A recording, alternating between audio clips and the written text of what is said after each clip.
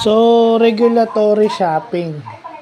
So, itong regulatory shopping ay yung pagpili ng gumagawa ng regulatory capture. Ba?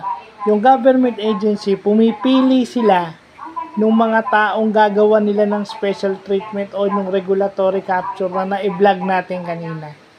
So, yun. Evident sa Batang Quiapo yun. Yung mga karakter nila Pacheco, nila Colonel Suarez, yan, nakikipag-deal sila sa mga drug syndicate. Pumipili na sila ng mga sindikato. Ang tawag doon sa pagpili ng mga sindikato is tinatawag doon regulatory shopping. Yun ang tinatawag ngayon dyan. So, dapat meron tayong alam dyan sa mga ganyan. May mga term pala yan. Nakikita na natin yan pero hindi natin alam yung tawag. Pag alam na natin yung tawag, doon lumalalim ang knowledge natin sa isang bagay kasi alam na natin yung tawag at alam na natin kung anong example. Yan yung pagiging aware natin sa lipunan. Napapanood na natin sa TV, hindi pa natin alam ang tawag. So, better late than never again. So, yun lang po.